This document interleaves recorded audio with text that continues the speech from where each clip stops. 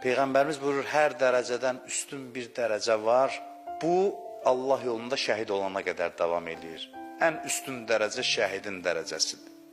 Peyğəmbərimiz buyurur. Bu üstün dərəcəyə çatmaq üçün gərək həyatın da ən üstün olsun, ən keyfiyyətli olsun. Gərək keyfiyyətli yaşayasan ki, ölümün də belə keyfiyyətli olsun.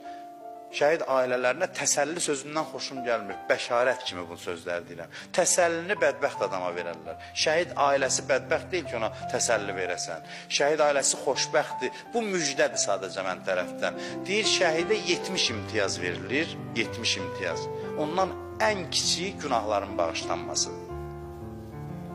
Deyir, şəhidin günahları bağışlanar, elə bilir ki, böyük bir şeydir. Allah deyir, 70 dənə imtiyazı var, özünüz görəcəksiniz şəhidlərə nələr verəcəm. Allah bilir ancaq. Onun ən kiçiyi, birincisi budur ki, qanı tökülən kimi günahı bağışlanır. Hələ say sonra 70'ini.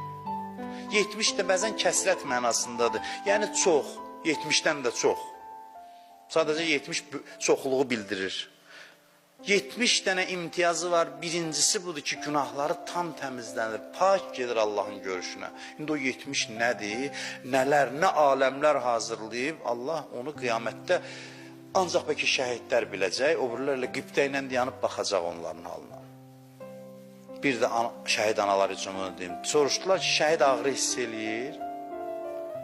Buyurdu ki, Peyğəmbərdən də səhv eləmirəm səhədis.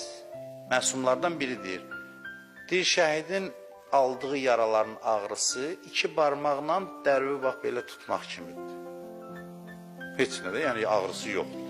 Şəhid bədəninin ağrısını hiss eləmir. Yarasının ağrısını hiss eləmir. Belə dünyadan köçmək yaxşıdır, yoxsa istirab içində hansısa bir xəstəlikdən. Sonra da hələ bilmirsən, axırın necə olacaq, aqibətin necə olacaq. Neçə dənə şəhid haqqında danışırlar ki, mən gördüyümü kaş görərdiniz. Hələ can verən məqamda. Keyf başlanır, sən layiqli həyat yaşadın deyə layiqli ölümə layiq oldun və ləyaqətli də axirət həyatı səni gözləyir.